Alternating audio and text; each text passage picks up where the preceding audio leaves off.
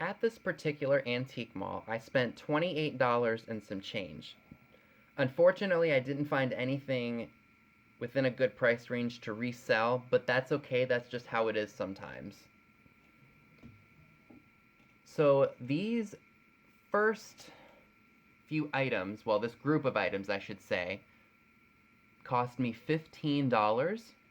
I think they're really cool, and if I ever have a 50s themed basement one day, these are definitely going to be incorporated in them. So I found a bunch of these ice cream die cuts. They're heavy cardboard, which I thought was really, really cool. Funny enough, as I had these in my hand and was thinking about buying them, I saw a couple of other vendors selling some as well, but they wanted like $6 a piece.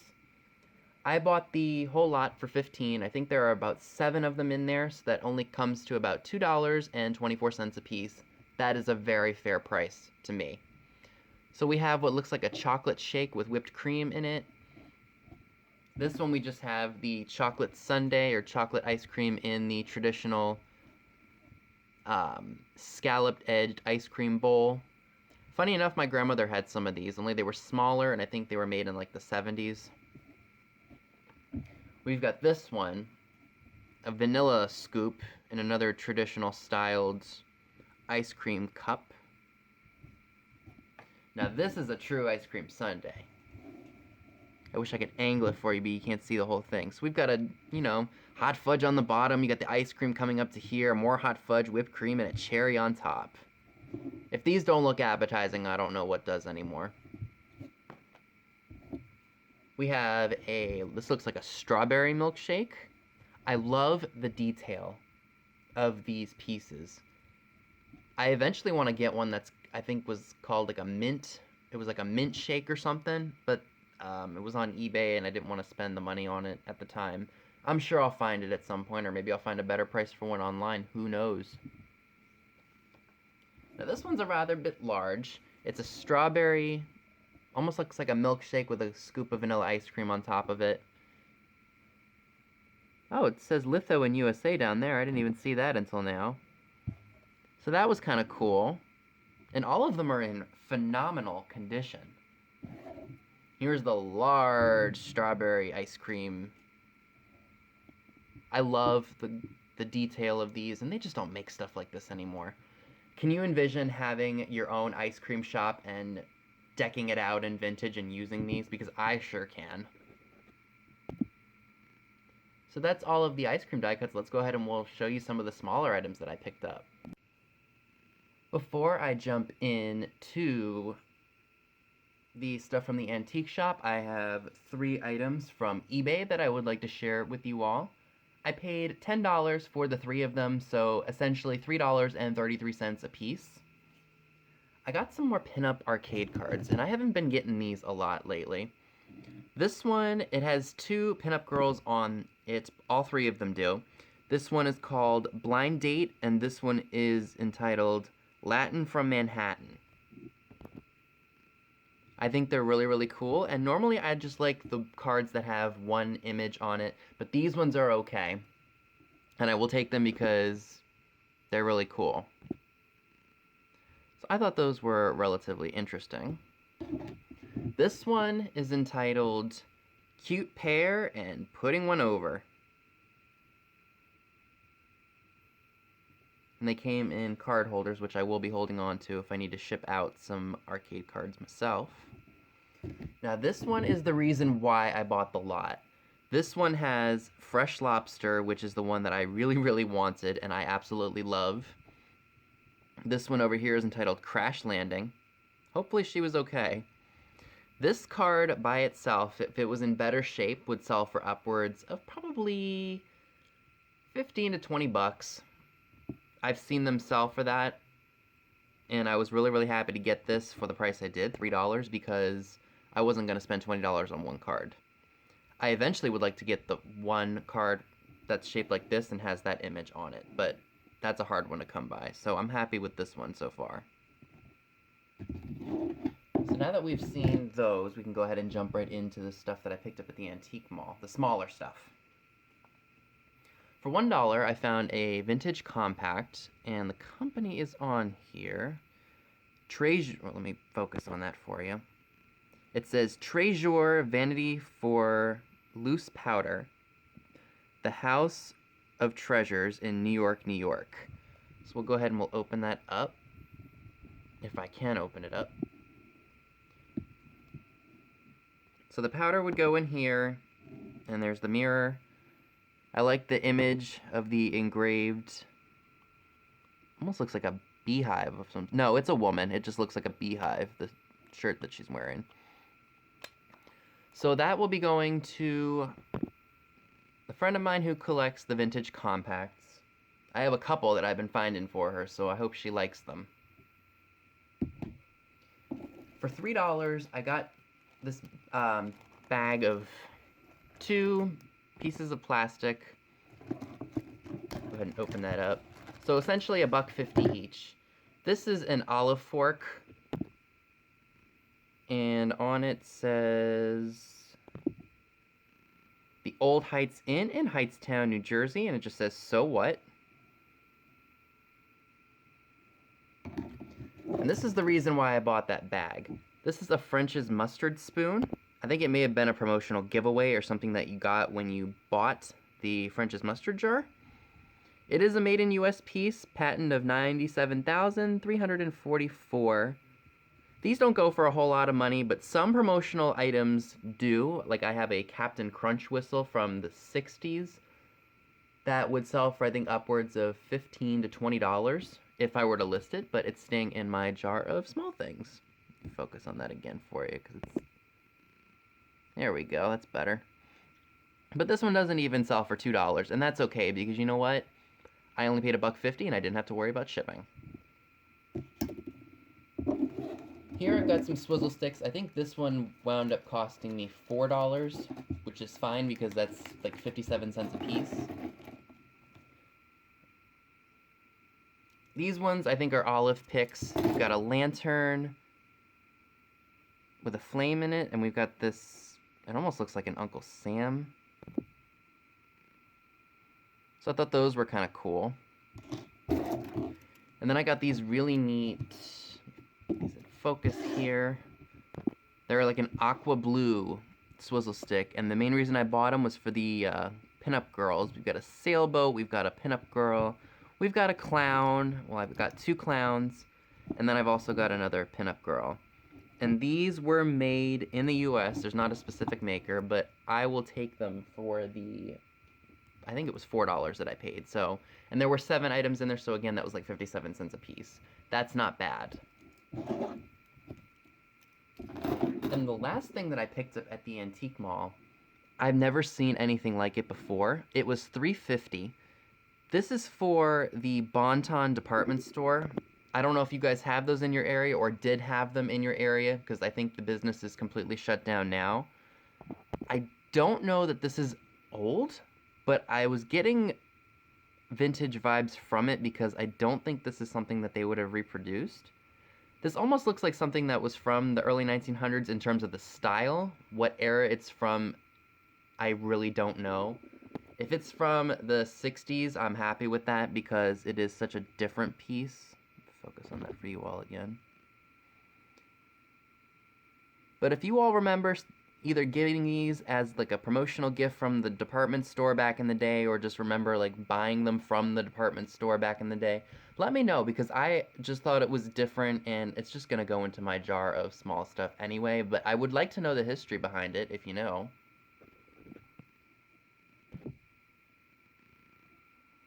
So I just thought that was really neat.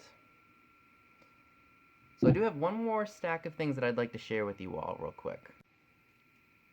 Okay, so this is the last stack of items I'd like to talk to you all about. So you all know that I am a huge fan of R.L. Stine's Goosebumps books, and I think I will love these until the day I die. If I can find these in relatively good shape, I will pick them up. As you all know, I do have the full set of his books, and sometimes I come across copies that are in better shape than the ones that I have. So what I do is if I can find them in relatively decent shape, I will go ahead and buy them, compare them to the ones that I have in my collection, and then if the one that I bought recently is not in as great a shape as the one that I have in my collection, I will add that to my resale pile. I don't like to sell these books individually because they just don't go for a lot by themselves. If you can gather up a great big lot of these books and sell them, you're going to do much better. Now, like I said, I did mainly purchase these for myself, for my collection, to see if I had ones that were in better shape, or if these were in relatively decent shape themselves, if I could make money on them.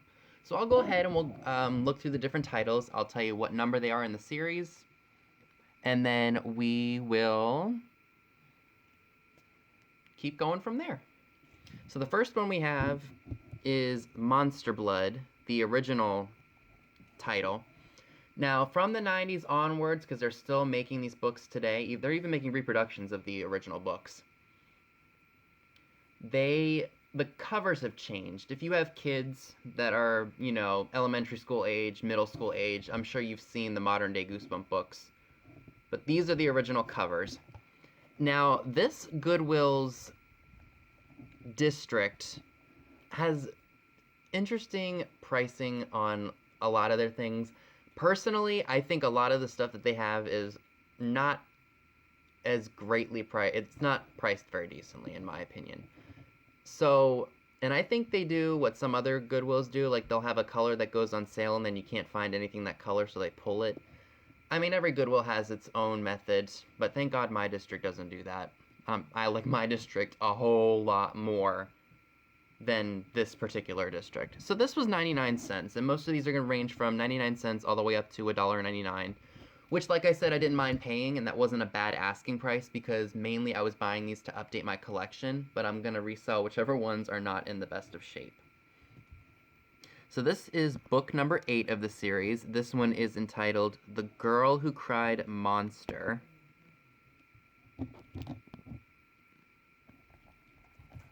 That one was also 99 cents. We have book number 32. This one is entitled The Barking Ghost. Number 11. This one is called The Haunted Mask. Kind of creepy, right? So, what's funny about this book is it does come with the free Halloween mask, but in this one, actually, this is what the mask looks like. So you cut it out, and then you put some elastic right here. This was the book that I'm keeping that I recently purchased. The one that I bought several years ago had this in the book, so I decided to go ahead and take it out because I'm sure something like this would help sell the book. But since I like this series for myself, I am keeping that, and that is going to be in the book that I keep for 99 cents. This is book number 41. This one is called Bad Hair Day. If you all ever read the book and you want to watch the TV show that they released in the early 90s, you can go on Netflix and watch it. They have it. This one is called, or is book number 12. It is Be Careful What You Wish For. This one cost me 99 cents. Book number 13 is entitled Piano Lessons Can Be Murder. This one was also 99 cents. Book number 14 is entitled The Werewolf of Fever Swamp. This one was $1.99. This is book number 40. And this one is entitled Night of the Living Dummy 3. They did make Night of the Living Dummy 2, 3, and they also made a show for Bride of the Living Dummy. This one was also $1.99, and look what department store it is from. Not many of them around anymore, huh? This one is book number 20. This is The Scarecrow Walks at Midnight. This was also $1.99. And the last one I'd like to share with you all is book number 10. This is called The Ghost Next Door. I don't care how old I get, these are always going to be great reads to me. I love, reading it and going chapter by chapter with horrifying things that happen, just things that we would never really see happen in real life. Just something to play with your imagination, basically. So those are all the Goosebump books. Now let me go ahead and I'll show you my vintage jars that I've been working on. Okay, so here are my vintage jars that I've been working on for the last few years. This one is the one that I have had for quite some time. As you can see, it is full of really cool vintage goods. A lot of this stuff I've picked up at flea markets and antique shops. A lot of it comes from clean out vendors, and some things are from eBay too. I love the Pinup matchbooks if I can find them relatively cheap, or this AAA one is really cool. I like the color of it. I have 2 vintage Coca-Cola lighters. The one thing that's different about them is where the lighter is placed. Some of them are on top when you pull it off, and some of them are on the bottom of the bottle. I have some tin litho photographs that I love and will always like looking at because it really gives you a taste of what things were like in those days. I've got gumball charms, I've got cake picks, and here's another really cool tin litho photograph, along with I guess this was kind of like a souvenir type thing that you would buy. This I got at a vendor mall for $2, and funny enough, it was underneath some like really, I don't remember what they were, but they were asking a lot for them, and when I saw this, I knew I had to have it, because you guys know I love my nautical theme. I would date this to probably the 1920s. So this is just a really cool way to display a bunch of really cool small items that can get lost really easily. I've had this one for many years, and have stuffed it to the gills, as you can see. Now this one over here I'm currently working on. Some things I had to pull from the other jar because it was too big or bulky. Again, stuff I pick up at vendor malls, online, in lots of things that I buy if I like them. So I've got a bunch of really neat stuff. I got this girl here. This is the Miss Maryland of 1977, Donna Silvestri. She was like 18, I think, at the time. I've got the 7-Up matchbooks that you all have seen in recent videos. I will take this guy out because he's kind of hard to see. This was sitting at a thrift shop for the longest time. He was 50 cents, and for whatever reason that day, something told me to buy him. I think he's just like a little ornament or something to promote A&W root beer. Probably from the 70s, or maybe even the early 80s. And I'm glad that I bought him because he's just cool, even though he's not worth a lot of money, but he just looks really, really cool inside the jar here. So yeah, I'm not going to take everything out of here just to share with you all what's in there because that's just going to take up too much time. But just to give you a quick glance, like here's that Lipton's Tea Lesney matchbook wagon that I picked up. Some Zodiac match covers, matchbooks. That rose necklace from the 60s that I got at the thrift store that I thought was really different. That perfume bottle with the Mexican actress, Janet Alcariza, I think is her name.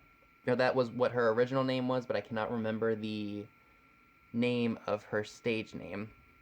We've got some ceramic figures in here. We got this 70s Coca-Cola patch that I got at a thrift store for $1. There are just so many fun, small odds and ends that you can pick up when you want to start filling up your vintage jars. I just think that a lot of small things can get lost really easily, and having them all put into a thing like this is a great way to display them. My uncle does, or I think he still does it, with all of the concerts that he's been to over the years. He had like a really old apothecary jar, And every time he went to a concert, he would put the tickets in there. So that's kind of like a fun way for him to remember where he's been over the years, and he puts it in his music room with all of his records and all of his CDs and cassette tapes. So you gotta find what you like, and if you think it's too small and will get lost or you don't want to craft with it, throw it in one of these jars, because you can really make a great display piece. And it's a cool way to build up a conversation too. So if you haven't started one of these, find yourself a really nice sized jar for cheap and start filling it up with your cool little knickknacks. So that's all I have for you today. Be sure and give this video a big thumbs up, leave a comment below, subscribe if you haven't already. Click the bell next to the subscribe button if you'd like to know when new videos are posted. All the links to my social media accounts via Instagram are down below as well, where you will see pictures of items to come in future haul videos. Thanks so much for watching, and I'll see you all soon. Bye guys!